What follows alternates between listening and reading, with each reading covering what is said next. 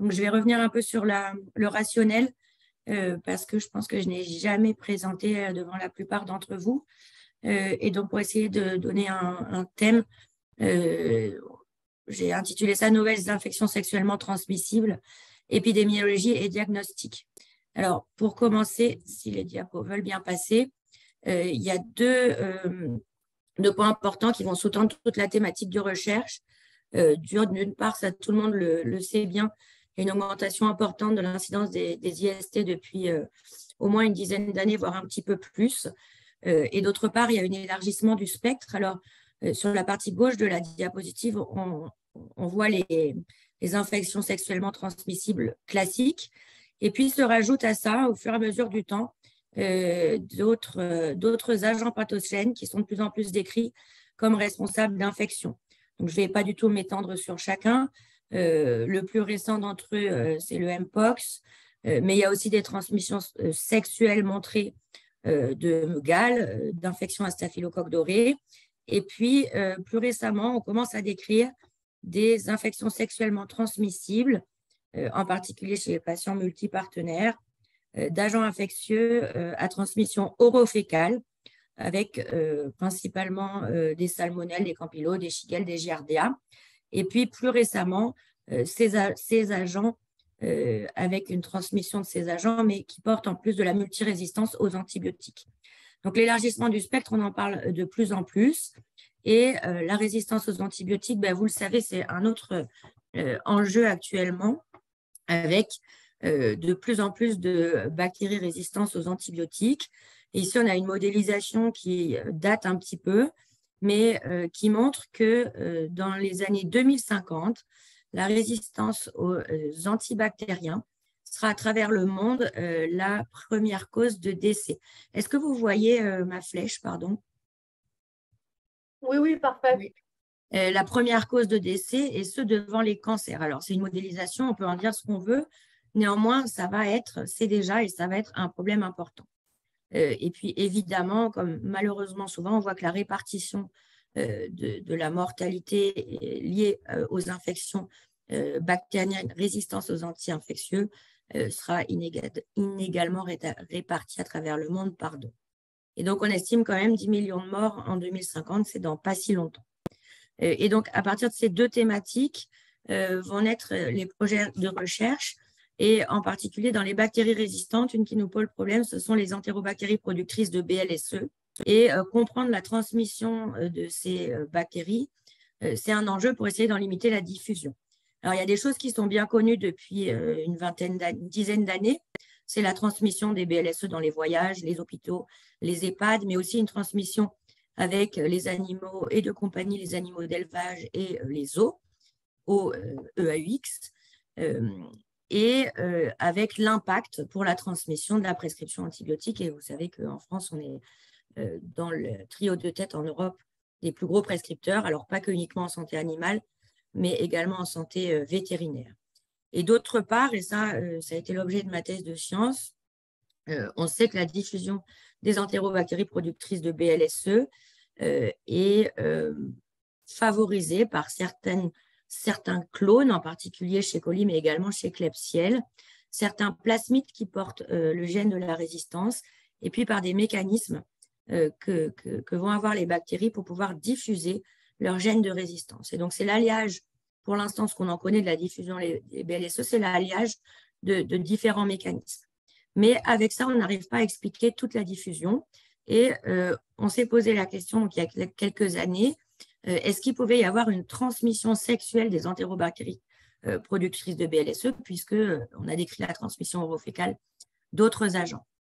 Et donc, pour ce faire, on a débuté en 2018 une étude de cohorte avec un suivi, une inclusion et un point transversal avec un suivi longitudinal à 6 mois qui a été financé par la NRS et dont l'objectif était plutôt de prouver qu'il existait une transmission sexuelle, en particulier des entérobactéries productrices de BLSE et à moindre degré productrices de Carmapénémase, mais on a une très faible prévalence chez nous des EPC. Donc, c'était surtout des entérobactéries productrices de BLSE.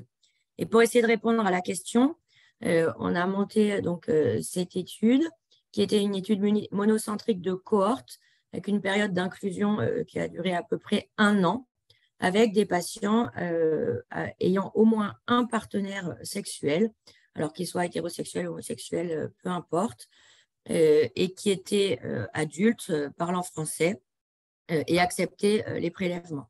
Donc, le patient se présentait soit au centre de dépistage, soit en consultation VIH chez nous, bénéficiait d'un questionnaire détaillé, en particulier sur les comportements sexuels, et également d'un prélèvement AJ0 à la recherche de différentes bactéries. Donc, évidemment, les entérobactéries productrices de BLSE, mais également productrices de carbapénémase. Et on en a profité, j'ose dire, même si ce n'était pas l'objectif principal, pour regarder les staphylocoques dorés qui sont de localisation cutanée. Donc, les patients avaient aussi un écouvillon cutané. Si le prélèvement était positif pour une entérobactérie productrice de BLSE, les patients nous donnaient en plus un pot de sel afin qu'on puisse quantifier la BLSE. Ça a un impact, le taux de quantification de BLSE dans les selles pour développer une infection. Plus on a un fort taux de colonisation, plus on a un risque de s'infecter avec cette BLSE. Et puis, il y avait le suivi à 6 mois des selles des patients. Alors, pour cette étude, on a inclus au final près de 2200 patients qui se répartissent comme tels. On avait 251 HSH, donc hommes ayant des relations sexuelles avec des hommes PrEPers, donc VIH-, près de 500 patients HSH, VIH- non PrEPers, 500 VIH plus HSH, et près de 500 également dans chacune des hétérosexuels hommes et hétérosexuels femmes, donc au total près de 2200 patients. Alors, cette étude a été publiée dans CID cette année. Si on regarde évidemment les caractéristiques des patients, les populations entre ces 5 groupes sont évidemment très différentes. Alors, évidemment, parce que les hétérosexuels qui sont recrutés sont des patients qui consultent en Cégide, donc des gens communautaires, mais en général très jeunes. Donc, vous voyez qui sont les patients VIH suivis dans le service étaient plus âgés. On voit aussi, évidemment, chez des gens qui ont 25 ans, qui ont moins de travail. Et chose qui va être importante pour la suite, c'est que la consommation d'antibiotiques qui, on le sait déjà, favorise la colonisation à entérobactéries productrices de BLSE était plus importante chez les PrEPers qui font de nombreux IST que dans la population générale, et ce, dans les 6 mois ou dans les 3 mois. On a regardé donc ensuite, pour essayer de répondre à la question, la prévalence de colonisation dans chacun des groupes que vous avez ici sur la gauche, avec chez nos hétérosexuels femmes une prévalence à 6% de colonisation. Alors, ça correspondait à ce qu'on pensait avoir un petit peu plus, parce que les dernières données en France datées d'il y a une dizaine d'années en population générale étaient à 6%. Donc, on attendait plutôt un petit peu plus. Et chez les PrEPers, une prévalence de colonisation à 16%, alors qui était évidemment différente de chez les homosexuels, avec un risque relatif d'être colonisé quand on est PrEPer à 2,64. Et vous voyez ici représenté sur cette courbe la prévalence de la colonisation en fonction des groupes sexuels, donc PrEPer, non PrEPer, VIH et hétérosexuels, avec le nombre de partenaires dans les 6 derniers mois. Et on voit qu'il y a une corrélation entre la prévalence de colonisation et le nombre de partenaires, donc il y a quand même une première réponse à la question posée. Ce qu'on a pu voir également, et ce qui va entraîner beaucoup de travaux pour la suite, c'est que si on s'intéressait aux clones et aux enzymes BLSE, parce qu'ils sont multiples, dans les différents groupes, on voit qu'il y a une répartition extrêmement différente des clones ici appelés ST. Vous voyez par exemple pour le ST14, il est représenté uniquement chez les homosexuels, aucun chez les hétérosexuels, et également dans les enzymes de BLSE, parce qu'on a des centaines d'enzymes différentes, et avec en particulier cette SHV12, qui est une enzyme très ancienne qu'on ne voit plus circuler actuellement dans les hôpitaux, qui était très présente et présente uniquement chez nos HSH. Alors, évidemment, on ne s'attendait pas à ce que ce soit aussi marqué les différences de souches. Donc, on a la suite du travail là, qui est en cours et qui est pour l'instant pas publié, avec l'équipe d'Henri Mondor, avec lequel je travaille sur la métagénomique, donc qui est sur la suite du travail, vous verrez, de s'intéresser un petit peu à nos souches de colis. Donc là, c'est un arbre phylogénétique de toutes nos souches de colis, et on va s'intéresser d'un peu plus près aux 2 ST, donc aux 2 clones prépondérants, qui sont des clones décrits récemment, diffusant énormément à travers le monde, mais jusqu'alors ne diffusant pas de BLSE, alors que nous, évidemment, ils diffusent de la BLSE. Donc, on s'intéresse de plus près à ces 2 clones. Et par exemple, si on compare le clone ST14, donc, qui est retrouvé uniquement chez les homosexuels, il est représenté sur cet arbre phylogénétique en vert pâle. Et si on compare nos ST14 avec tous les ST14 qui ont une base d'entérobactéries mondiale, donc qui représentent tous les ST14 qui diffusent à travers le monde, vous voyez que l'arbre ici, il y a plein de clones qui sont très différents. Et quand on voit les ST14 issus de la collection de BMR-IST, finalement, on a la même souche qui circule, ce qui renforce encore plus l'idée de la transmission sexuelle, puisque ce n'est qu'un seul clone qui ne circule que chez les homosexuels. Alors, je vais vous dire juste un mot aussi sur les staphylocoques, mais c'est des résultats très préliminaires. Je vous ai dit qu'on avait également recueilli les staphylocoques, alors pas résistants, tous les staphylocoques dorés, parce qu'il y avait déjà des idées de transmission sexuelle qui avaient été évoquées. Et là, j'ai que les premières analyses, donc je ne vais pas vous en dire plus. On a un taux de portage dans toute la population, donc dans les 2200 patients qui étaient près de 20%, ce qu'on attendait un petit peu. Et on a caractérisé ces 361 souches en faisant de la séquence complète. Et le premier résultat, et c'est le seul résultat que je vais vous présenter sur les staphylocoques, c'est donc près de la moitié qui appartiennent à un ST, qui est très nouveau, un clone particulier, qui vient juste d'être décrit comme disséminant. Et tous ces ST, je n'ai pas encore les statistiques et les analyses, mais ils ne sont retrouvés que chez les homosexuels. Donc, pour conclure de cette première partie de l'étude BMR-IST, dont les premiers résultats finalement ont été publiés, on peut dire maintenant qu'il y a une transmission sexuelle des EBLSE avec une corrélation forte entre le nombre de partenaires et la colonisation, et ce qu'on soit HSH et hétérosexuels, mais comme nos HSH ont beaucoup plus de relations et de partenaires que les hétérosexuels, bien évidemment, ils sont colonisés de manière plus prévalente, et qu'en plus, on voit qu'il y a une circulation de clones particuliers. Alors, on a essayé de regarder s'il y avait des comportements sexuels qui pouvaient expliquer la transmission de la colonisation. Donc là, on s'est intéressé, alors pour des raisons pratiques, de nombre de partenaires et de pratiques, on va dire, assez larges sexuelles, uniquement à notre population d'HSH de l'étude BMR-IST. On a fait une analyse de clusters en classe latente en fonction des comportements. Alors évidemment, j'ai oublié de vous le signaler dans les autres résultats, tout avait été ajusté sur les facteurs connus de colonisation à BLSE, qui sont la prise d'antibiothérapie, puisqu'on a vu que les HSH en prenaient plus, et les voyages. Donc là, évidemment, on a également ajusté. Et quand on a fait cette analyse chez nos 1200 HSH, donc je ne vais pas vous détailler tout, mais vous avez ici les pratiques sexuelles qui étaient interrogées. Et on va s'intéresser surtout à 2 classes qui ont été regroupées. La classe qu'on a appelée 7, ici en rouge, qui avait à peu près toutes les pratiques sexuelles interrogées. La classe 1, qui avait finalement une sexualité avec, on va dire, plus classique, pour être assez simple et sans vouloir rentrer dans les détails. Et si on compare cette classe 7, avec de grands nombres de partenaires et de grands nombres de pratiques à la classe 1, je vais passer directement, et qu'on regarde la prévalence des entérobactéries productrices de BLSE dans les classes, eh bien, on a dans la classe 1 ces HSH qui ont une sexualité peu diversifiée, 7% de colonisation, ce qui représente à peu près ce qu'on avait chez les hétérosexuels. En revanche, dans la classe 7, donc qui a un multipartenariat, une prise de PrEP et toutes les pratiques interrogées, une colonisation extrêmement plus importante avec près de 25% de colonisation. Et donc, ces résultats-là, on est en train de finaliser le papier et il sortira très prochainement. Donc, On rajoute à la transmission sexuelle qu'il y a évidemment, non, qu'il y a certaines pratiques qui sont sexuelles, qui sont associées à la transmission des EBLSE.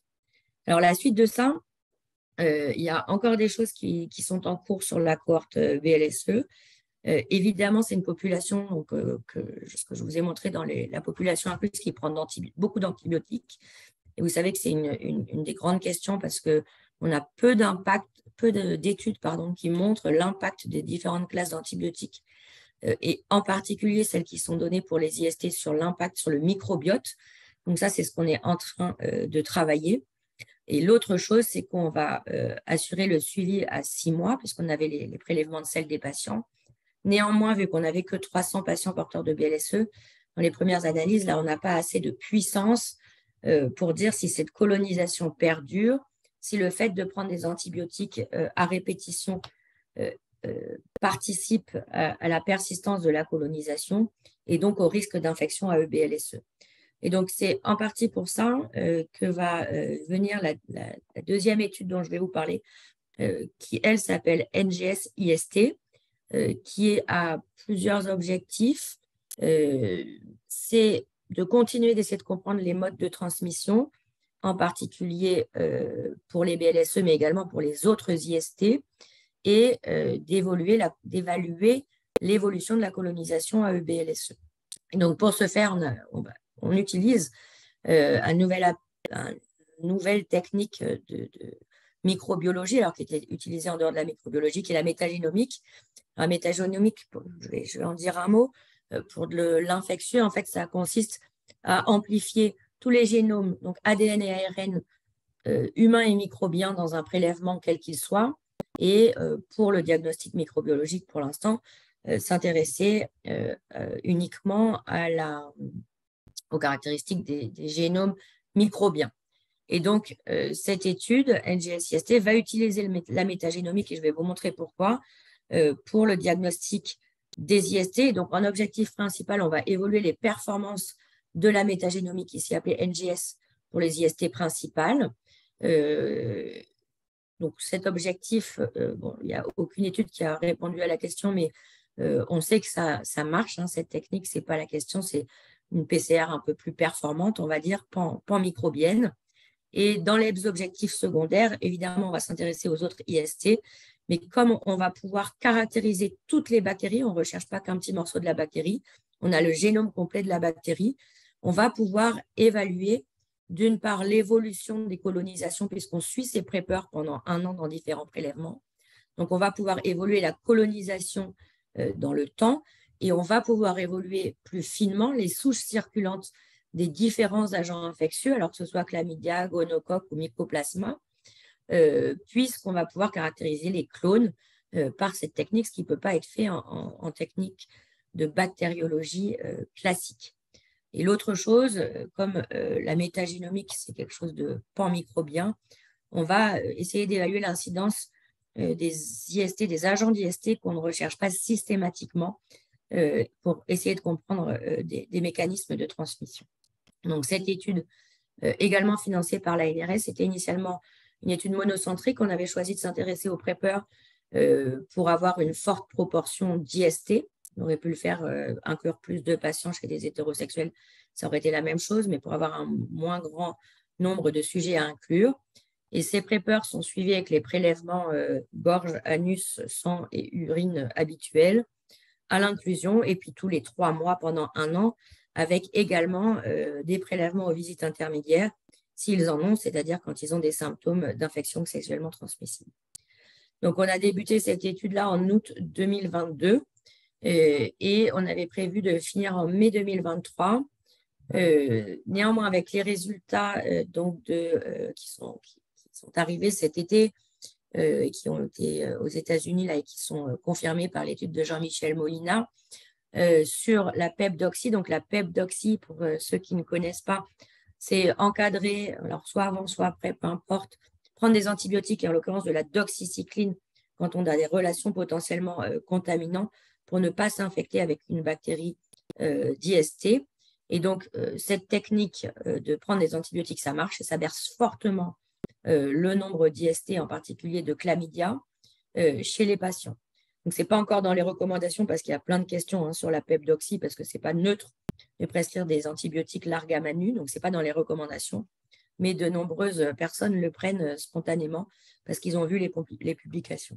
Donc, comme on a ces résultats, on imagine que l'incidence des chlamydia, entre autres, mais également des gonocoques, va baisser au cours de l'année. Et donc, on va être obligé, là, on est en train de travailler à calculer le nombre de sujets nécessaires pour pouvoir répondre à la question initiale. Et donc, on va devoir augmenter probablement à 300 prépeurs et de ce fait passer dans 2 centres de PrEP avec l'hôpital Tenon. Voilà, et pour l'instant, je n'ai pas de résultat parce qu'on est né à 70 patients inclus, dont certains ont eu leur visite de suivi, mais je n'ai pas encore les données. Je vous remercie et je suis disponible pour vos questions. Merci Laure. Merci pour cet exposé qui est vraiment très, très clair. Il faudra juste mettre à jour le logo de l'IPLESP. Il y avait 2 questions posées dans le chat. La première par Pierre-Yves, et je pense que tu y as répondu d'une certaine manière en disant que c'était un objet à étudier. Donc, je pose la question de Pierre-Yves. Portage ou colonisation, a-t-on une idée de la durée de portage ou de colonisation? Alors, en fait, il y a 2 questions. Il y a 2 questions. Alors, portage ou colonisation, colonisation, je ne sais pas la différence vraie dans les EBLSM entre le portage et la colonisation. En tout cas, colonisation, on va dire que c'est le terme utilisé. La durée de portage, on a quelques données. La durée de colonisation, enfin pour moi, c'est la même chose. La durée de colonisation, on a des données uniquement chez des gens qui ont acquis leur BMR en voyageant. C'est-à-dire qu'ils partent en voyage et comme vous savez, quand on va par exemple en Inde, il y a 80% de risque de revenir coloniser à BLSE. Surtout si on a pris des antibiotiques et qu'on a voyagé un peu routes. Et dans ces études sur les patients qui rentrent de voyage, 50% d'entre eux ont perdu leur BLSE à 6 mois. Alors, c'est une information. Néanmoins, il y a des choses qui font que ça ne répond pas à tout parce que, premièrement, ce n'est pas des patients qui avaient une BLSE avant, ils ont acquis dans un autre environnement avec une autre nourriture et probablement que cette BLSE acquise n'est pas vraiment stable dans le microbiote du patient. Et d'autre part, c'est des patients qui n'ont pas pris d'antibiotiques pendant les 6 mois, ce qui favorise que finalement la BLSE s'installe confortablement dans son microbiote. Et donc, on a pour la durée de portage que ces données-là, perte de 50% à 6 mois d'un voyage. Et sur le reste, on ne sait pas. Ok, merci. Donc, ça mérite une discussion avec Pierre-Yves, puisqu'il indique dans un message suivant, pour moi, colonisation, c'est que ça ne disparaît pas. Et comme il y a eu pas mal de travaux, je pense, sur le portage mais plutôt dans la flore respiratoire, voilà, peut-être ça mériterait une discussion, parce que c'est un sujet en soi. Deuxième question de Tristan Delory. Si un clone est bien retrouvé chez les ASH, alors on imagine que l'on peut en déduire qu'il y a un fonctionnement en réseau sexuel, et je pense que le travail aussi sur les pratiques sexuelles est à ce titre intéressant. Est-ce que la circulation du clone ST14 est différentielle selon la classe d'âge des ASH, notamment chez les HSH de moins de 25 ans? Alors, ça va être, en tout cas dans cette étude, très difficile de répondre parce que regardez combien on a de souches de ST14, 11, 9 et 7. Donc, c'est sûr qu'on part de 350 BLSE, mais là, on arrive à pas beaucoup de ST14. Alors, si on veut y aller avec les yeux de la foi, ici, les prépeurs qui sont les plus jeunes dans notre cohorte, les MSM non prépeurs qui sont au milieu et les VIH qui sont plus âgés, le taux de colonisation soit augmenté ou diminué dans le sens, mais il n'y a rien qui est significatif. Alors, on essaie de faire un travail, il y a le travail sur la transmission sexuelle, mais on a aussi toutes les informations de lieux de convivialité gay qui ont été fréquentés. Et on est en train de regarder avec Anders Boyd si on peut voir des choses. Mais sur ST14, de manière isolée, vu l'effectif, je pense qu'on ne pourra rien dire de plus. On a l'impression que voilà, les taux sont plus importants chez les prépeurs que chez les VIH plus âgés, quoi.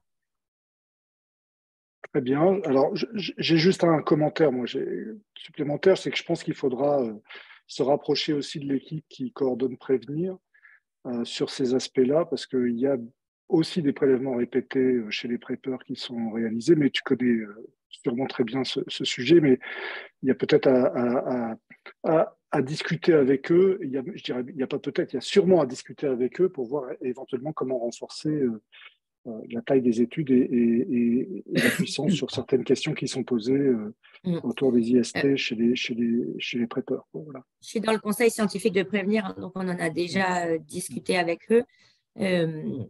En fait, dans prévenir initialement, il n'y avait pas de recherche de BLSE. Il y avait non, tout à fait. Et par contre, ça, c'est dans l'étude d'Oxipep, enfin, je ne sais plus comment c'est en français le nom, mais d'Oxivac.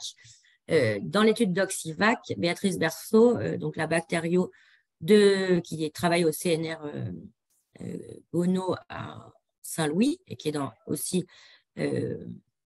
prévenir, fait cette recherche. Et donc, elle a présenté les premiers résultats ça a été prélevé longtemps après ça. Hein. C'est prélevé cette année, alors que ça, c'est 2018. Et donc, Béatrice Berceau, on en a parlé, on s'est rencontrés à ce sujet pour voir ce qu'on pouvait en sortir ensemble. Et après, probablement que sur la suite, l'NGSST, c'est une autre cohorte de prépeurs, mais dans prévenir, ils n'avaient plus de tube pour la métagénomique. Donc, on était obligé de monter une autre cohorte, quoi. Mais après, on est en lien avec Béatrice. Jade est au courant de tout ça. On en a parlé à la NRS. Donc, ils sont au courant. Après, on va évidemment pouvoir pouler et tout ça. Les prévenir est géré par l'équipe d'Anne-Geneviève dans le CNG de Lambert. Donc, OK. Comment, pardon ? Je disais, prévenir est géré par l'équipe d'Anne-Geneviève dans le centre de gestion de la NRS que coordonne Lambert à Soumy. Voilà.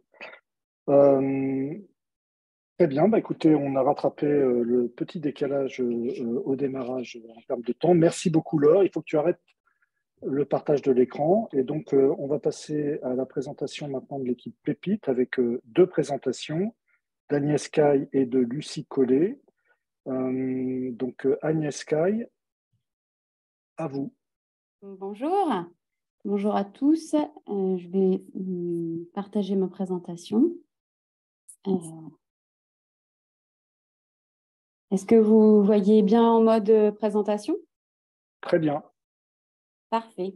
Oui, moi je suis Agnès Caille, je suis MCUPH en biostatistique au CHU de Tours. Et je vais vous présenter donc ce travail qui est un des travaux que j'ai mené durant ma mobilité, que j'ai réalisé dans l'équipe Pépite et que nous avons réalisé aussi en collaboration avec Monica Talliard de l'Université d'Ottawa et Andrew Kopas de l'University College of London. Et donc, le sujet était les difficultés de recrutement et d'implémentation de l'intervention dans les essais randomisés en step-wedge. Donc, un essai randomisé en cluster step-wedge, c'est un essai en cluster, c'est-à-dire qu'on va non pas randomiser des individus, mais des groupes d'individus. Donc, c'est le plus souvent des unités sociales, par exemple des hôpitaux ou des cabinets de médecine générale. Et dans le design en step-wedge, la particularité, c'est que tous les clusters vont démarrer dans la condition contrôle, ce qui est représenté par les rectangles blancs sur le schéma. Et on va avoir une bascule progressive, le plus souvent cluster par cluster, vers la condition intervention. Donc, dans ce type d'étude, la randomisation, elle détermine en fait la séquence de périodes contrôle et intervention de chaque cluster. En d'autres termes, la randomisation, elle détermine le moment, le temps d'implémentation de l'intervention au sein de chaque cluster. On fait le plus souvent l'hypothèse qu'au sein de chaque cluster et au sein de chacune des périodes, on va recruter le même nombre de participants parce que le plus souvent, on est dans ce qu'on appelle un schéma d'études qui est transversal où les participants recrutés en période 1 sont différents des participants en période 2, etc. On peut plus rarement avoir un schéma de type cohorte où on va recruter des participants en période 1 qu'on va suivre tout au long de l'étude et évaluer à chaque période, mais c'est beaucoup plus rare. Le recrutement dans ces essais, c'est un challenge. Et puis, l'implémentation de l'intervention, c'est un challenge également, puisque ce qu'on voit dans certains exemples de la littérature, c'est qu'en réalité, parfois, les clusters n'arrivent pas à démarrer l'intervention au moment déterminé par la randomisation, et qu'on peut avoir ici, comme on voit dans le cluster 1 en jaune, des implémentations qui sont faites en retard. Dans le cluster 5 ici, des implémentations qui sont faites de façon trop précoce, et même parfois, comme dans le cluster 4, des clusters qui n'arrivent jamais à démarrer l'intervention. Finalement, ce type d'étude, c'est un peu, une fois qu'elle a démarré, c'est un peu une course contre la montre, puisqu'il va falloir vraiment respecter le timing prévu par la randomisation. Donc, les objectifs principaux de ce travail, c'était de décrire les problèmes de recrutement et d'implémentation de l'intervention dans des essais en step wedge récents, et en cas de problème identifié, d'en identifier les raisons. Donc, pour ça, nous avons mené une revue méthodologique. Nous avons cherché dans Medline via PubMed des résultats Princeps d'essais en step wedge publiés en anglais entre janvier 2019 et septembre 2020, et des essais qui comportaient au moins 5 clusters. Nous avons exclu les essais de type essai pilote. La sélection des articles et l'extraction des données s'est faite en double. Et nous avons vraiment cherché à avoir le plus d'informations possible sur les essais en consultant à la fois l'article Princeps et ses annexes, le protocole quand il était disponible, et puis tout article présentant des analyses secondaires ou ancillaires de l'étude Princeps.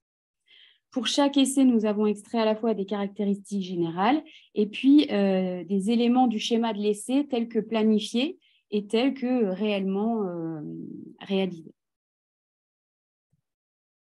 Nous avons défini les problèmes de recrutement dans un essai comme finalement un essai où le nombre de clusters prévus n'était pas atteint, ou si le nombre de participants prévus n'était pas atteint, en autorisant quand même une marge de 10%, ou alors lorsqu'il était clairement rapporté qu'une modification du schéma d'étude avait été nécessaire pour atteindre le nombre de participants prévus. À savoir que la modification du schéma d'étude, le plus souvent, c'est le fait d'ajouter des périodes en fin d'étude, ce qui revient finalement à inclure des participants dans la condition intervention. Et nous avons défini des problèmes d'implémentation lorsqu'il y avait une implémentation avancée, retardée ou pas d'implémentation dans au moins un cluster. Alors, notre équation de recherche a rapporté 562 références. Nous avons évalué 119 articles sur le texte complet. Au final, nous avons inclus 55 essais. Donc là, cette diapo représente les caractéristiques des essais inclus.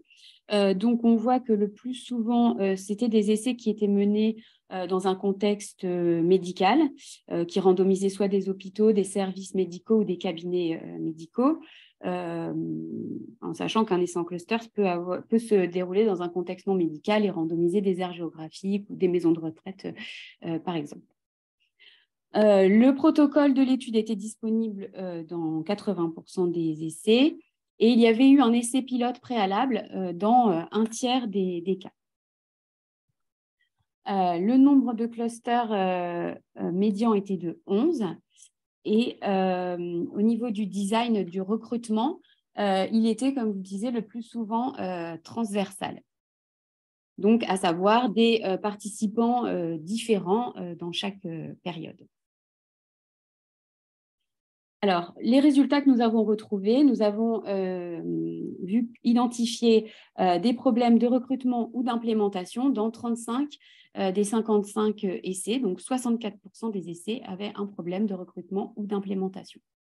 Et 13% des essais avaient à la fois un problème de recrutement et d'implémentation. Alors, si on regarde plus précisément les problèmes de recrutement, donc 18 essais avaient un problème de recrutement, donc un tiers. Pour un essai, le nombre de clusters n'était pas atteint. Pour 13 essais, le nombre de participants n'était pas atteint. Et enfin, pour 4 essais, il était rapporté qu'une modification du schéma d'étude avait été nécessaire pour atteindre le nombre de participants prévus. Donc, allongement de la durée de l'essai, comme je vous disais, ajout de période en fin d'études ou ajout de cluster en cours d'études. Donc pour 42% n'avaient pas de problème de recrutement et enfin, dans 25% des essais, nous n'avions pas de données suffisantes pour juger de la présence d'un problème de recrutement.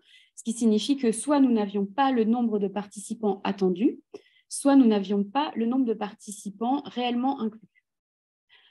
Au niveau des raisons des problèmes de recrutement, elles étaient très peu souvent rapportées, uniquement dans 7 des 18 essais avec problème de recrutement. Et la raison la plus souvent rapportée était qu'il y avait moins de sujets éligibles que prévu.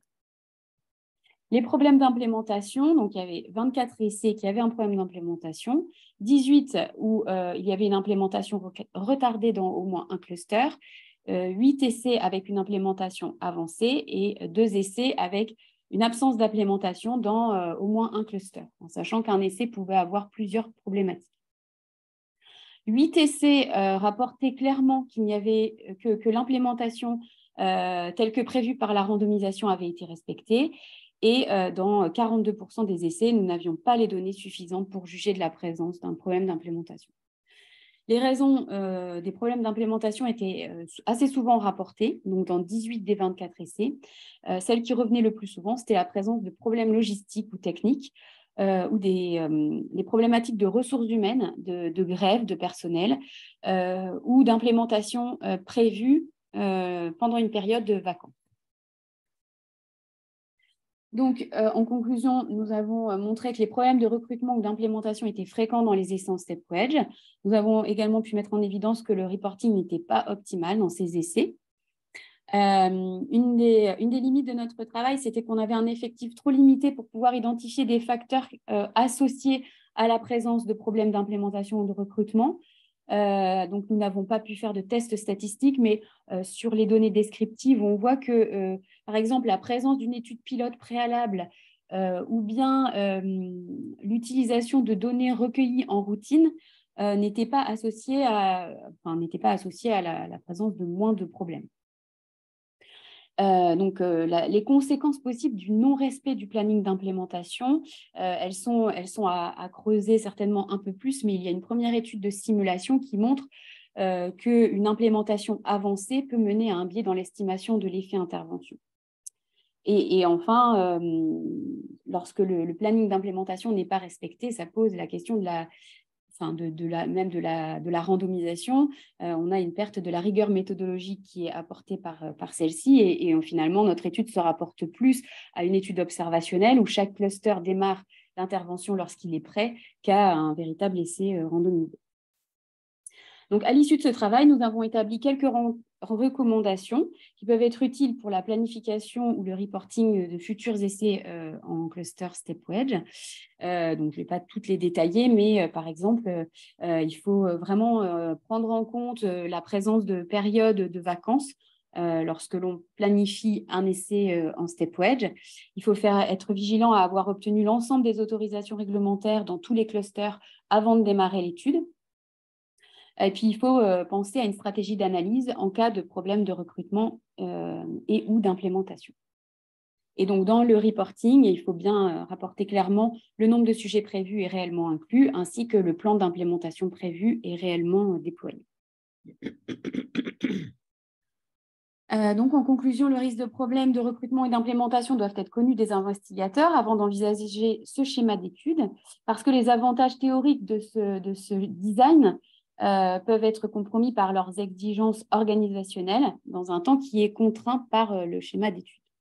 Et nous espérons que nos recommandations pratiques permettront d'aider à la planification et au reporting d'essais futurs.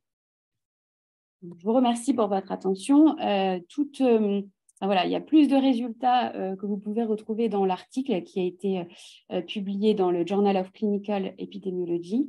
Et puis, je ne résiste pas à l'envie de terminer avec ce dessin qui est issu du blog de Richard Hooper et qui représente tout à fait ce qu'on a pu constater à la lecture des articles, la différence entre le plan et la réalité qu'on a pu observer.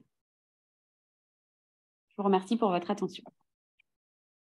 Merci beaucoup Agnès, très intéressant. Alors je lis les questions qui sont posées sur le chat. Donc Pierre-Yves Boel qui pose la question, et je pense qu'il y a un petit peu répondu.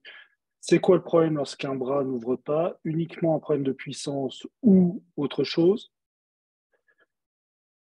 Oui, oui, en fait, l'avantage, oui, c'est ça, l'avantage de laisser en step wedge, c'est qu'on va gagner en puissance puisque chaque cluster finalement est son propre témoin. Et donc là, on perd cet avantage par rapport à un essai en bras parallèle. D'accord. Alors il y avait une suite du commentaire qui était: c'était des données qui sont différentes des essais classiques, pour autant que l'on puisse les comparer. C'est une question, hein. Est-ce que les données des essais step-wedge sont différentes des données recueillies dans les essais classiques, les critères de jugement?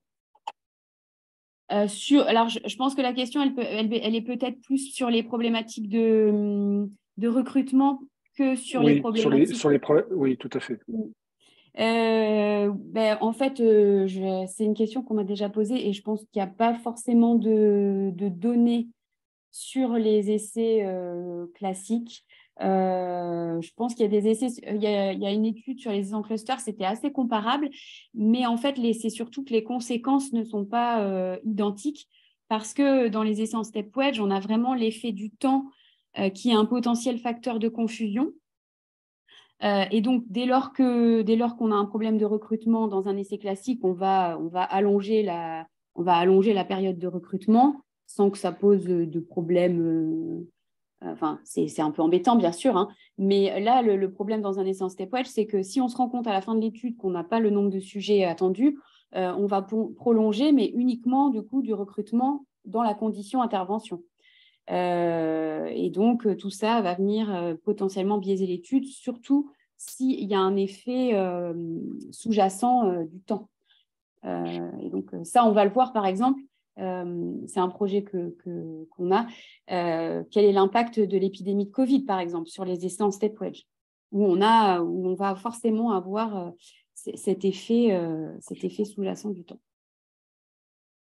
Merci. Et une dernière question, il est de Simon Ducarros.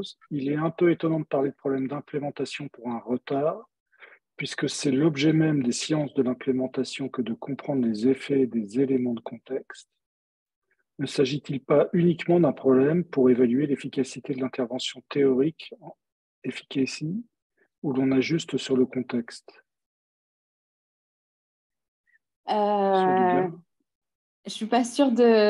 Je pense. Je suis pas sûre que je vais bien répondre à la question, mais peut-être que, en fait, ce que j'ai pas eu le temps de dire, c'est que la question que ça ouvre, le fait qu'il y ait des implémentations qui soient retardées, c'est quelle est l'analyse derrière principale de l'étude? Est-ce qu'on fait une analyse dite en intention de traiter? Ou est-ce que l'analyse principale, elle est dite as implemented en tenant compte de la date réelle de déploiement de l'étude? Donc, peut-être que oui, derrière, la problématique, c'est plus quelle mesure de l'effet traitement on souhaite avoir. Alors, je sais pas du tout pense si que ça c'est la répond. bonne réponse et je pense que c'est la question était à peu près celle-là, c'est-à-dire le moment de l'implémentation est un des aspects de l'intervention. Oui.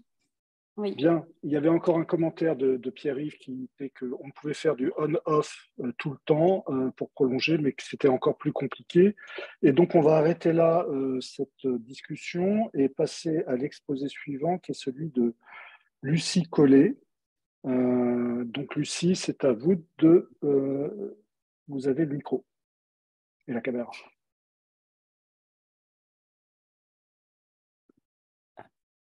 Est-ce que c'est bon pour l'écran?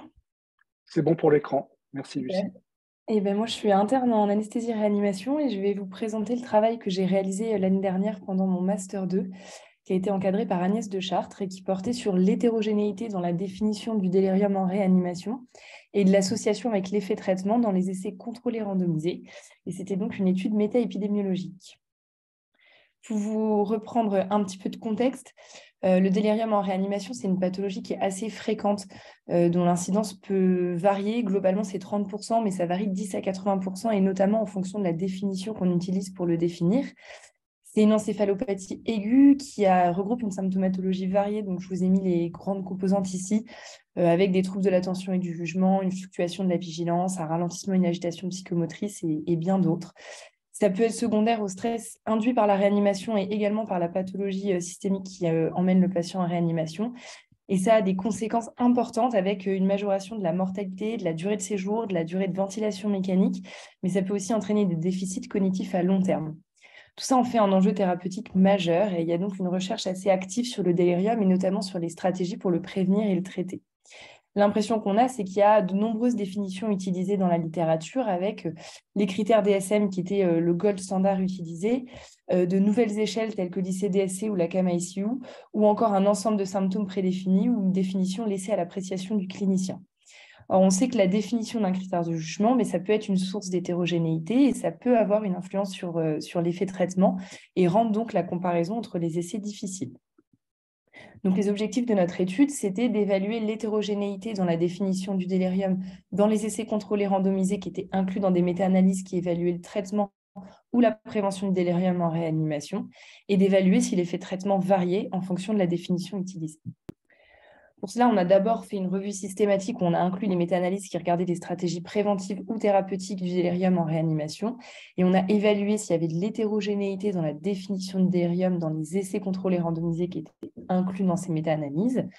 Et ensuite, on a réalisé des analyses méta-épidémiologiques, qui est donc la référence pour identifier des biais pouvant affecter les résultats des essais contrôlés randomisés, qui globalement, le principe, c'est d'évaluer une caractéristique associée à l'effet traitement dans un échantillon de méta-analyse. Et on s'est donc servi de cette technique pour évaluer s'il y avait une association entre la définition utilisée et l'effet traitement. Donc, tout d'abord, on a identifié les méta-analyses à l'aide d'une équation de recherche que je vous ai remis ici et qui regroupe globalement des termes relatifs aux revues systématiques et méta-analyses, aux soins intensifs et au délirium. Ensuite, on a lancé cette équation de recherche dans Medline via PubMed, la Cochrane Database est complétée par une recherche manuelle. La sélection des études, elle a été réalisée par 2 auteurs de façon indépendante. Nos critères d'inclusion, c'était des méta-analyses d'essais contrôlés randomisés qui portaient sur des patients adultes de réanimation, qu'elle soit chirurgicale ou médicale, et qui évaluaient l'intervention pour le traitement ou la prévention du délirium, avec un critère de jugement qui portait sur le délirium. Il y avait un certain nombre de critères de non-inclusion, mais que je ne vais pas vous détailler ici. On a ensuite extrait les données, donc là encore, c'était fait par 2 auteurs de façon indépendante. Il y avait une grille de recueil d'abord pour les méta-analyses où on prenait toutes les caractéristiques générales de l'étude, l'intervention, le critère de jugement, la méthode d'analyse et le résultat. Et puis, il y avait une grille de recueil pour les études individuelles incluses dans ces méta-analyses où on prenait aussi la plupart des caractéristiques générales, le critère de jugement, les résultats, la méthode d'analyse. Et puis, on évaluait directement le risque de biais en utilisant le Risk of Bias Tool 1 de la Cochrane et on prenait directement la définition du délirium utilisé. Et cette définition, ensuite, on l'a classée en 2 catégories, on l'a classée en plusieurs catégories. Pardon. Le gold standard qui était représenté par les critères DSM, des échelles, un ensemble de symptômes, l'appréciation du clinicien ou non rapporté lorsque c'était le cas.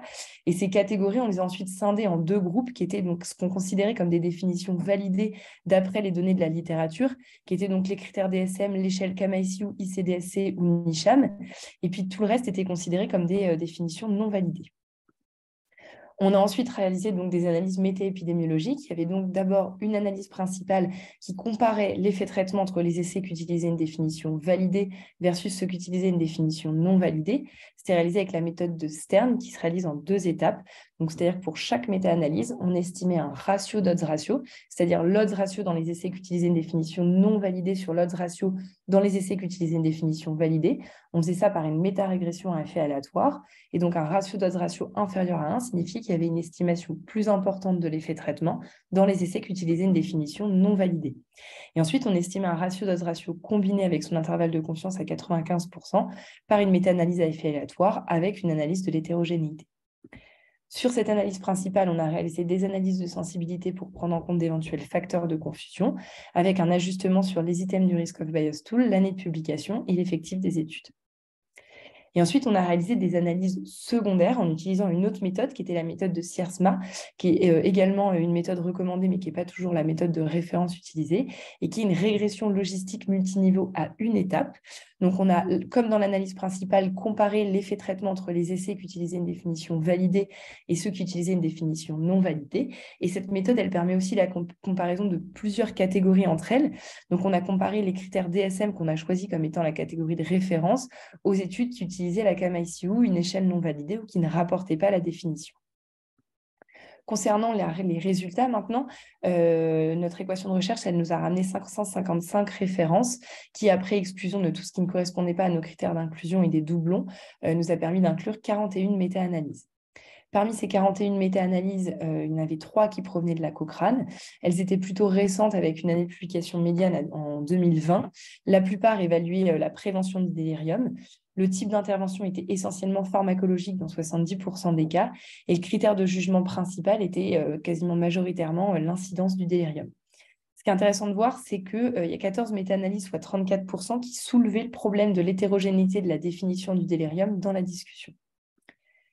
Donc maintenant, ces méta-analyses, elles regroupaient 300 études, après exclusion des études qui n'étaient pas des essais contrôlés randomisés, qui n'étaient pas conduits en réanimation sur des populations adultes, et puis exclusion des doublons. On a inclus 149 essais contrôlés randomisés, qui étaient eux aussi plutôt récents, puisque 75% publiés après 2010. Et ce qui est intéressant de voir, c'est qu'il y a 117 essais, soit presque 80%, qui évaluaient l'incidence du délirium, mais il n'y en avait plus que 44% des essais pour lesquels c'était le critère de jugement principal.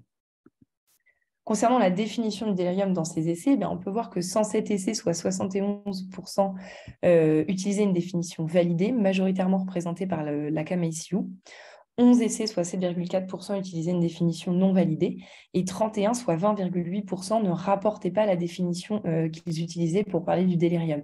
Et au-delà de ça, parmi ces 31 essais, il y en avait 12 qui ne rapportaient même pas du tout le délirium. Et c'est-à-dire que les auteurs des méta-analyses qui avaient inclus ces essais interprétaient le délirium comme une agitation, de la confusion, de la désorientation, parfois on ne savait même pas comment.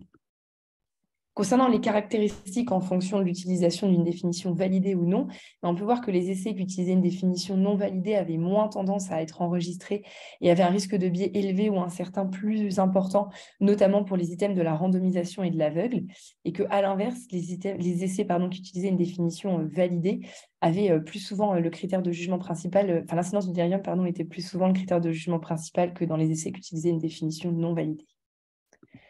Pour les analyses méta-épidémiologiques, donc ça c'est le résultat de l'analyse méta-épidémiologique principale qui comparait donc l'effet traitement entre les essais qui utilisaient une définition validée versus ceux qui utilisaient une définition non validée. Donc cette méta-analyse était inclue dans cette analyse et regroupait 30 essais contrôlés randomisés. Et on peut voir qu'on avait donc un ratio d'odds ratio combiné à 0,54 avec un intervalle de confiance assez large qui va de 0,27 à 1,08, plutôt du côté d'une surestimation de l'effet traitement dans les essais qui utilisent une définition non validée, mais ce résultat est non significatif avec un intervalle de confiance qui croise 1. Les analyses de sensibilité, maintenant, elles étaient réalisées sur plus que 3 méta-analyses incluses, et on voit que les ratios d'odds ratio combinés se rapprochent de 1 après ajustement sur les items du risque de biais et de la taille de l'échantillon. Concernant les résultats des analyses secondaires, 12 méta-analyses incluses avec 67 essais contrôlés randomisés. Donc, on peut voir ici, dans un premier temps, on avait donc refait, comme dans l'analyse principale, comparaison de l'effet traitement entre les essais qui utilisaient une définition validée versus une définition non validée. Et on voit qu'ici, on a une surestimation de l'effet traitement dans les essais qui utilisent une définition non validée. Avec un ratio d'odds ratio combiné à 0,36. Ensuite, on avait donc fait une comparaison par catégorie avec la critère DSM comme la catégorie de référence, et on peut voir que les études qui ne rapportaient pas la définition avaient également une surestimation de l'effet traitement. Donc, en discussion, on peut dire qu'on trouve une hétérogénéité importante dans la définition du délirium, avec 1/5 des études sur le délirium qui ne le définissent pas. Par contre, on n'avait pas de différence significative dans l'analyse méta-épidémiologique principale, un sens qui paraît cohérent, mais trop peu d'études probablement pour avoir une puissance suffisante et en tout cas avoir un résultat significatif. Les analyses secondaires, elles retrouvent une surestimation de l'effet traitement dans les essais qui utilisent une définition non validée, avec un petit peu plus d'études incluses et une surestimation qui semble liée aux études ne rapportant pas la définition du délirium. Les forces de notre étude, c'est que c'est la première qui évaluait l'hétérogénéité de la définition de délirium et son impact sur l'effet traitement à l'aide d'une méthodologie rigoureuse avec des analyses méta-épidémiologiques réalisées avec 2 approches, une inclusion des méta-analyses récentes avec une définition de délirium qui était extraite directement à partir des essais individuels et des catégories définies a priori et basées sur la littérature, ainsi que la réalisation de multiples analyses de sensibilité. Les limites, il y a toujours le problème de l'exhaustivité, mais on ne voit pas ici pourquoi ça aurait induit de biais.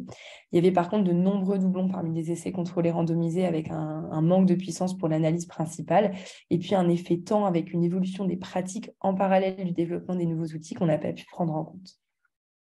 Donc au total, cette étude, elle s'inscrit dans une démarche de recherche sur la recherche. Elle souligne l'hétérogénéité existante dans la définition de délirium, avec un impact de cette hétérogénéité sur l'effet traitement entre les études qui utilisaient une définition validée et celles qui n'en utilisaient pas, qui n'est pas retrouvée de façon significative dans l'analyse principale et avec une surestimation de l'effet traitement dans les essais utilisant une définition non validée dans les analyses secondaires. Au total, on voit que ça souligne la nécessité d'une définition unique et consensuelle du délirium, que ce soit en recherche pour rendre la comparaison et la généralisation des résultats plus faciles, mais aussi en clinique pour une meilleure prise en charge des patients. Et tout ça souligne aussi l'intérêt de l'élaboration d'un core outcome set. Et voilà, je vous remercie. Merci beaucoup, Lucie. C'était très, très clair et je pense même tellement clair qu'il y a très peu de questions sur le, sur le chat. Et voilà, je ne sais pas s'il y a si ça soulève des questions en réalité. Donc, j'imagine que la suite, ça va être aussi de proposer des recommandations ou comment vous allez valoriser ce travail finalement. Il y a un groupe de recherche qui s'appelle le NIDUS qui existe sur le délirium et qui, eux, ont commencé déjà à proposer plus des core outcome set et des critères de jugement à proposer sur le délirium et qui, eux, ont publié déjà une liste d'outils validés et non validés, mais cette liste d'outils validés est pour l'instant très exhaustive et l'idée, ce serait effectivement de restreindre un petit peu tout ça. Bien, de toute façon, on est dans les temps, donc merci vraiment, c'était très intéressant. On va passer maintenant à la présentation de l'équipe RS qui sera réalisée par Judith van der Verden. Judith, c'est à toi, je vois que tu es en ligne. Oui.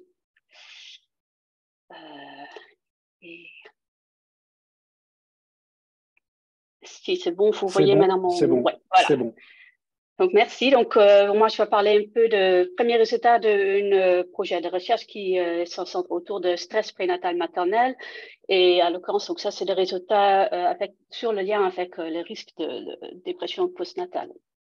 Donc, juste un peu de contexte. Donc, cette recherche, c'est partie d'un projet plus grand qui s'appelle CHARMS, qui est un peu une acronyme pour Children's Longitudinal HCPA Access Reactivity and Developmental Outcomes After Maternal Antenatal Stress. Donc, c'est un projet qui est financé par la Fondation de France et la FRM, qui se concentre sur le stress prénatal. Pourquoi? Parce qu'il y a quand même un nombre important de femmes enceintes qui ressentent un stress élevé, qui peut aussi avoir des séquelles durables sur l'enfant parmi autres passages placentaires dans la période in utero. Et il peut aussi avoir un impact sur la santé mentale, le bien-être, le développement de l'enfant. Donc, ce qui nous intéresse, c'est surtout aussi de savoir un peu plus ou comprendre un peu plus les mécanismes entre ce lien de stress prénatal, santé mentale prénatale et le devenir des enfants et par quelle approche ça peut passer. Et donc, tout cette idée s'inscrivent aussi bien dans la démarche de 1000 premiers jours qui est maintenant bien mis à l'attention dernièrement. Donc, 1000 premiers jours, pour ceux qui ne connaissent pas ça, c'est la période entre la conception et la deuxième année de vie d'un enfant, qui est vraiment une période sensible pour son développement et où, dans lequel le facteur de risque peut avoir un impact majeur. Donc, ce projet CHARMS s'inscrit aussi dans l'approche DOAT, donc qui très brièvement dit que l'exposition in utero peut avoir un effet durable sur le développement d'un enfant. Et donc, plus précisément, l'objectif, c'était de déterminer si le stress maternel prénatal altère l'activité de la HSPA à long terme chez les enfants et aussi explorer une relation avec leur développement cognitif et émotionnel. Donc, une première étape de ce projet, qui est bien sûr plus large, est de bien caractériser c'est quoi le stress prénatal chez une femme enceinte. Et pourquoi c'est important de s'intéresser à ce sujet? Parce que entre 30 et 80% de femmes enceintes expérimentent une sorte de stress pendant leur grossesse. Donc, bien sûr, cette variation assez large, et ça peut aussi dépendre un peu de la définition ou les mesures de stress maternel qui est utilisée. Mais grossièrement, on peut dire que le stress prénatal peut avoir place dans différents domaines de vie d'une femme. Donc, on s'intéresse d'une part sur le stress contextuel, donc c'est plutôt du stress lié aux conditions de vie, les conditions de foyer, de basse revenu, le manque d'assurance pour la santé, ou voire le manque de travail. Donc après, il y a un domaine qui peut se caractériser comme le life stress, le stress de vie. C'est souvent des événements de vie comme le décès d'une proche, d'accident de trafic, la perte d'un emploi, mais particulièrement pendant la grossesse, aussi facteurs liés à la grossesse elle-même. Par exemple, si c'est une grossesse non planifiée ou voire non souhaitée, de problèmes de santé de la mère ou de bébé ou du fœtus pendant la grossesse. De stress personnel, donc c'est à la fois de stress lié aux caractéristiques personnelles de la femme, par exemple de jeune maman avant l'âge de 20 ans, niveau d'éducation, mais aussi de l'utilisation de substances psychoactives pendant la grossesse, qui a forcément aussi un impact négatif sur le fœtus, le problème de santé mentale ou encore le stress lié au son environnement de travail. Et donc, enfin, il y a aussi un domaine qui peut être caractérisé par du stress interpersonnel, donc le stress envers les personnes dans son entourage, le fait s'il y a un partenaire qui est présent, bi ou non, aussi de violences au sein du foyer qui peuvent jouer un rôle dans ce contexte-là, ou encore le manque de soutien social. Donc, jusque-là, dans la littérature sur le stress prénatal et les dépressions postpartum, la relation elle est bien établie que les femmes stressées pendant leur grossesse, ils ont plus à risque pour avoir une dépression en postnatale. Et donc, en général, les études précédentes regardent cette association par deux approches. Donc, la première, c'est plutôt de regarder quel risque apporte chaque stresseur, chaque facteur de stress vis-à-vis de la dépression postpartum. Donc, avec cette approche, c'est un peu problématique parce que les événements sont souvent traités comme séparés et peuvent donc, ou même non corrélés, et peuvent donc aussi surestimer la force d'association entre ces facteurs de stress et une diagnostic de dépression postpartum. Par exemple, on peut imaginer des personnes qui vivent des événements stressants comme un décès dans la famille sont aussi en plus grand risque d'aussi avoir une dépression prénatale par la suite. Donc, une autre approche pour... là, il veut avancer. Ouais, voilà. Le deuxième approche, c'est plutôt de regarder le risque cumulatif de ces facteurs de stress. Ce qui est donc déjà un peu un avantage par rapport à l'autre approche. Mais là, en général, on fait un score on rajoute tout le numéro de stress, facteur de stress qu'on peut avoir, et on a un score total et on met ça en lien avec les dépressions postnatales. Mais ça,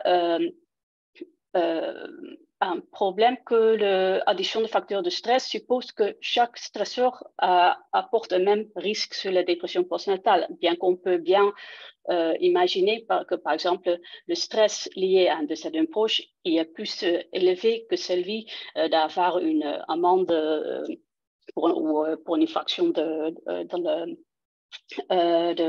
code de route. Donc là, c'est bien que cette approche accumulative quand même traite tous les stresseurs comme, avec le même poids. Donc, plus récemment, il y a donc deux autres auteurs, surtout Liu et Tronick, qui ont proposé plutôt d'utiliser une approche spécifique par domaine, qui donc que de stress qui sont groupés dans certains domaines, comme par exemple que je montrais précédemment, peuvent avoir une influence plus forte sur la dépression postnatale que de stresseurs qui sont présents dans des autres domaines de vie. Donc, cette nouvelle approche, il n'est pas encore trop testée dans la littérature, et aussi les études qui ont regardé ça, ils n'ont peut-être pas trop utilisé les méthodes mieux appropriées pour faire ça.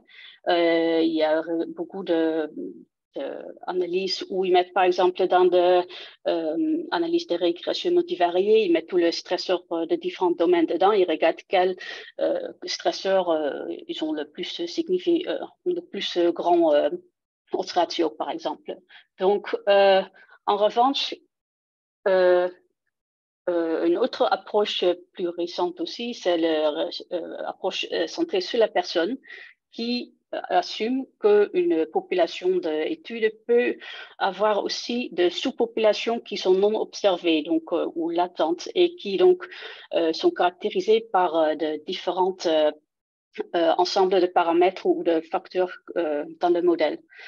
Et donc, pour décider c'est qui ces sous-populations, les chercheurs peuvent utiliser de critères soit statistiques, soit théoriques pour décider c'est quelles sous-populations sont là. Donc, par exemple, une étude précédente qui a utilisé le K-means clustering a pu catégoriser des femmes enceintes dans des groupes distincts avec des profils distincts de stress psychosocial, donc traversant donc différents domaines de stress. Donc, une autre approche aussi pour cette person-centered, c'est l'approche de classe latente. En fait, on a déjà entendu parler brièvement lors de la première présentation. Donc, ça, c'est aussi une approche qui est développée par Collins et Lanza principalement, qui donc permettent de voir s'il y a de sous-groupes dans une population qui sont plus identiques par rapport à leurs caractéristiques que par rapport aux autres classes ou autres sous-groupes dans la population. J'essaie d'illustrer ici un peu avec les 4 domaines que je décris avant. Donc, il y a par exemple certains groupes qui ont des caractéristiques qui viennent de tous ces domaines, bien que des autres sous-groupes latentes qui sont peut-être plus caractérisés que par le stress financier ou par le stress personnel. Donc, cette approche elle n'a pas encore, ou de classe latente n'a pas encore utilisé trop pour caractériser le stress prénatal. En fait, il n'y a que 2 études et qui sont plus particulièrement regardées comment de différents groupes de stress personnel et interpersonnel sont présentes chez les femmes enceintes lors de la pandémie de Covid, ce qui est bien sûr une situation assez spécifique avec des facteurs de stress aussi très spécifiques liés à cette période-là. Donc, l'objectif de cette recherche est de voir s'il y a de sous-groupes de femmes françaises qui ont de différentes patterns de stress prénatal et si cette appartenance à une de ce groupe de stress est associée plus ou moins avec le survenu d'une dépression en postnatal. Donc, on a étudié ça à partir de données de cohorte Eden, c'est un cohorte mère-enfant avec des femmes qui ont été recrutées au CHU de Nancy-Poitiers entre 2003 et 2006. C'était de recrutement avant le 2e trimestre de grossesse avec des critères d'exclusion qui sont cités ici. Et enfin, il y avait 2002 femmes qui ont été incluses dans ce cohorte. Et là, il y a encore toujours un suivi dans le temps. Donc, il y avait des recueils de données à plusieurs moments pendant la grossesse avec des données à la fois sortant de questionnaires ou autoquestionnaires et de données biologiques. Et puis, à partir de la grossesse et pendant l'enfance, pendant l'enfance, la mère et son enfant ont été suivis dans le temps avec maintenant une nouvelle vague de collecte de données qui est en préparation. Et donc, pour notre étude ici, on était donc spécifiquement intéressé à de l'information sur le stress, l'indicateur de stress prénatal qui était donc sorti des questionnaires recueillis pendant la grossesse et à la naissance. Et puis, pardon, pour la dépression postpartum, on avait 3 mesures à 4, 8 et 12 mois après la naissance, avec une échelle validée pour estimer la dépression postnatale de Edinburgh Postnatal Depression Scale, le PDS. Donc, pour revenir à ces différents indicateurs de stress, malheureusement, on n'avait bien sûr pas tout ce qui était décrit dans la littérature disponible dans les données des cohortes, ou encore il y a certaines variables, par exemple le accident de voiture ou de violence interpersonnelle. Ça, c'était très peu coté, donc il y a peut-être 2, 3 femmes sur tout l'échantillon qui ont répondu affirmatif à ces variables-là. Donc, on l'exclut aussi pour aussi pas perdre de puissance avec cette variable-là. Et donc, bon, je passe là rapidement. Donc, on fait estimer notre classe latente et après, on regarde quelques facteurs qui pourraient prédire sa appartenance à de différents groupes. Et donc, comme j'ai déjà expliqué, on utilisait aussi d'analyse de régression logistique multivariée pour voir leur association avec les dépressions en postnatal. Donc, juste pour donner un peu survenu comment ces différents facteurs de stress qu'on a inclus étaient cotés dans notre cohorte. Donc, on peut voir ici que en général, les différents facteurs de stress étaient très peu rapportés, avec peut-être une exception pour l'utilisation de substances psychoactives pendant la grossesse. C'est une combinaison entre les femmes qui ont rapporté qu'elles ont fumé pendant la grossesse durant tous les 3 trimestres. C'était environ 28% de l'échantillon qui a fumé. Et également la consommation d'alcool pendant la grossesse qui était aussi assez répandue avec 25% d'échantillons qui ont dit vie qu'elles buvaient pendant la grossesse. Même si c'était qu'un verre.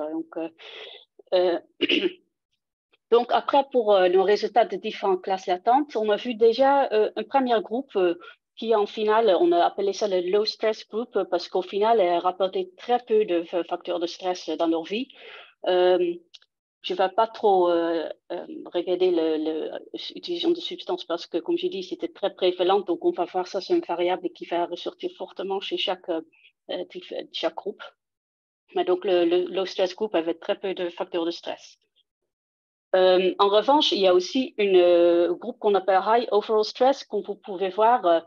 Ils ont reporté beaucoup de facteurs de stress dans différents domaines de vie, de stress contextuel, interpersonnel, personnel ou lié à la grossesse. Il y a un groupe qui avait un psychological stress profile, c'est donc notamment des femmes qui ont rapporté des niveaux élevés d'anxiété, dépression et dysbalance, qui fait en référence à le stress lié au travail ou de surmenage. Il y avait un groupe qu'on appelait low CES et low support. Donc, ça, c'est un groupe avec des femmes qui avaient quand même des caractéristiques associées avec des conditions défavorisées, conditions de vie défavorisées, donc basse revenu, pas d'emploi, pas de niveau de diplôme moins que le bac. Et aussi, et rapporté qu'elles n'avaient pas beaucoup de soutien social par rapport à des autres groupes. Et enfin, il y a une dernière classe qu'on trouvait qui est appelée le Financial Stress Group, qui était quand même un peu différente par rapport au low stress parce qu'ils n'étaient pas forcément un bas revenu ou sans emploi, mais ils rapportaient qu'ils avaient quand même beaucoup de difficultés financières et overdraft qu'ils avaient sur leur compte en banque, donc qu'ils étaient dans le rouge. Donc, après, juste pour regarder donc, les différents facteurs de risque qui peuvent être liés à ces différents sous-groupes. Donc, on regardait 3 facteurs spécifiques. C'était le Adverse Childhood Experiences, expériences négatives de l'enfance, qui sont facteurs importants pour différents problèmes de santé. On regardait l'histoire ou de problèmes de santé mentale et aussi si elle reçu de soutien de santé mentale pendant la grossesse. Et on a vu que pour certains facteurs, il y a quand même un peu d'intervalle de confiance assez large, mais on voit en général quand même, c'est surtout le groupe de high overall qui est surtout impacté par ces 3, ou prédit par ces 3 facteurs de risque pour appartenir à ce groupe-là. Donc, enfin, là, c'est un peu le résultat un peu préliminaire parce qu'on a voulu aussi en prendre en compte aussi quelques autres covariables qui sont passées après la naissance ou liées à la naissance elle-même.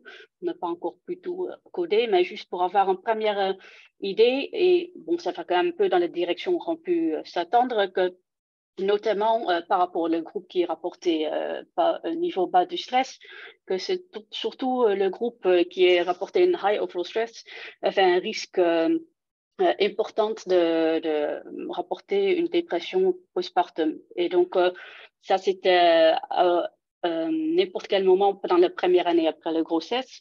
Après, on a aussi fait quelques résultats exploratifs pour voir s'il y a aussi une différence par rapport au moment de dépression postpartum. Et je crois que là, ce résultat préliminaire, donc quelques indices intéressants. Par exemple, 4 mois après la naissance, c'était surtout les femmes qui rapportaient des stress psychologiques pendant la grossesse qui étaient à risque, ce qui peut être intéressant parce que les 4 mois, c'est vraiment pendant la période où l'incidence de dépression postpartum est le plus élevée. Comme le stress psychologique est un facteur important, un facteur de risque important dans la littérature, je crois que là, peut-être il est plutôt lié à cette dépression postnatale précoce, pour ainsi dire, bien que les femmes qui rapportaient la dépression postpartum à 12 mois, c'était surtout des problèmes liés à des femmes qui étaient dans le groupe de stress financier. Donc, il y avait donc des problèmes financiers et liés à ça. Donc, on peut par exemple penser que s'ils avaient déjà des problèmes d'argent avant le bébé soit né, c'est clair que le bébé coûte argent, donc c'est peut-être pas que ça empirer. Donc, c'est peut-être une hypothèse, il faut creuser encore davantage, bien sûr. Donc, pour cette recherche, on a fait quand même quelques limitations, que par exemple, cette dépression postpartum était auto-rapportée, donc ce n'était pas un diagnostic par un professionnel de santé. En général, notre échantillon était quand même assez éduqué, avec des revenus importants par rapport à la reste de la population française. Donc, c'est intéressant de répéter ça avec peut-être un échantillon plus représentatif. Et au final, on ne fait pas trop de stress qui est lié à des contextes spécifiques, par exemple liés aux discriminations ou stress d'acculturation pour les populations migrantes. Néanmoins, on peut quand même voir que une screening ou au moins la prise en compte de facteurs de stress pendant la grossesse peut avoir aussi important vis-à-vis à la santé mentale des mères pendant cette période périnatale. Et je crois que ça va aussi peut bien s'intégrer dans dans l'entretien prénatal précoce qui est maintenant un des examens obligatoires pendant la grossesse où il y a aussi le temps possiblement d'enquêter sur la présence de certains stresseurs dans la vie de la femme. Et aussi, selon le type de stress qu'une femme peut expérimenter, mettre en place d'aide assez précocement. Donc, si par exemple, on voit qu'il y a surtout de stress financier, peut-être mettre en lien avec l'assistance sociale, bien que si c'est plutôt un stress psychologique, mettre en lien plus avec une psychologue ou une psychiatre. Donc, en conclusion, donc on a vu que le stresseur prénatal se groupe sur les différents domaines et que certains domaines peuvent même mener à qu'on appelle le stress contagion, ou que le stress qui occure dans un certain domaine de vie peut aussi impacter le survenu ou le stress dans les autres domaines de vie, et que le risque de dépression postpartum plus grand pour des femmes qui expérimentent beaucoup de stress lors de leur grossesse, notamment si c'est aussi sur les différents domaines de vie. Donc, quitte aux perspectives dans ce projet, comme j'ai déjà dit tout au début, c'est partie cette analyse d'un projet plus large. Donc, on s'intéresse donc aussi sur le devenir des enfants. Donc là, on a donc pu établir de différents classes de stress ou de différents groupes de femmes et comment l'expérience du stress prénatal. Une prochaine étape, c'est aussi de mettre ça en lien avec le dosage biologique qu'on a fait, notamment de dosage de cortisol et cortisone qui ont été extraits de cheveux maternels à la naissance, et aussi de cheveux des enfants à 0, 1, 3 et 5 ans.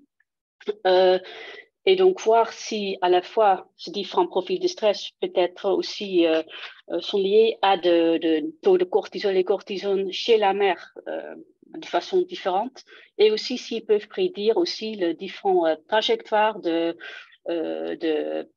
hyper ou hypocortisolisme chez l'enfant lors de 5 premières années de vie. Et le fin utile, c'est aussi de mettre ça encore en lien avec des outcomes chez l'enfant, tels que le développement émotionnel et comportemental ou son développement cognitif. Donc, c'est ce projet qui est en cours, des analyses en cours sont menées par une postdoctorante de notre équipe, Naomi Downs, qui peut-être lors d'un prochain séminaire peut en parler un peu plus de ces résultats-là. Et voilà, je vous remercie pour votre attention. Merci beaucoup, Judith, pour l'exposé de tes travaux. Donc, je vois qu'on a une question de Basile. Est-ce que les différents stresseurs examinés sont connus pour avoir des effets d'amplitude comparables sur la symptomatologie dépressive en population générale, donc pas la dépression du postpartum? Là, pas tous les stresseurs que là on a inclus sont généralement pas examinés en lien avec la dépression postpartum. Les plus cherchés sont quand même les stresseurs psychologiques comme la dépression prénatale, ainsi que des stresseurs liés au statut socio-économique. Et là, on voit que oui, le stress psychologique a un impact plus important sur le stress postnatal, pardon, de dépression postnatale. Après, je crois que par exemple, le côté du stress lié au travail, qu'on a déjà démontré dans notre papier précédent, qui a aussi un impact sur la dépression postpartum, je crois que c'est un facteur qui est très peu cherché. Je crois que maintenant, en fait, le nombre de femmes importantes qui sont quand même parties de force de travail pendant leur grossesse, je crois que ça, c'est aussi intéressant à creuser un peu plus dans le futur. Merci. Pour l'instant, il n'y a pas d'autres questions sur le chat, donc n'hésitez pas. Donc moi, j'avais une question parce que dans ces études, on a quand même des hypothèses assez fortes de causalité entre les différents objets étudiés, que ce soit le stress, les composantes du stress ou la dépression, et en particulier dans ton projet de t'intéresser y compris aux conséquences chez l'enfant.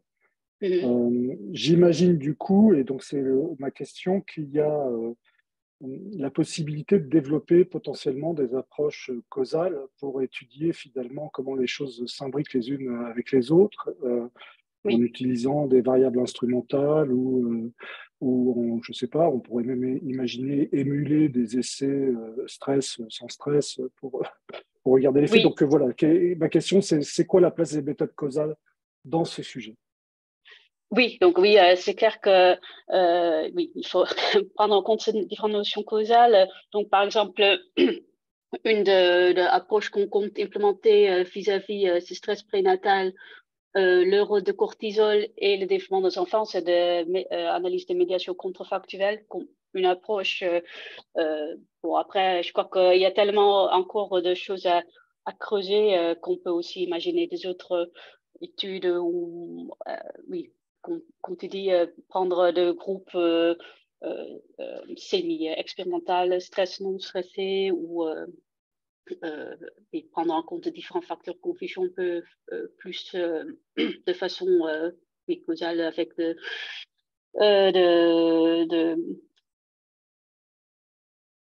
j'oublie le mot oui, avec IP genre weighting, des oui, c'est essais ça, émulés oui, ou c'est des ça. variables instrumentales. Oui, oui, exactement. Oui, j'ai cherché le mot français, mais voilà. Donc ça, c'est oui, ça c'est tout à fait prévu. OK.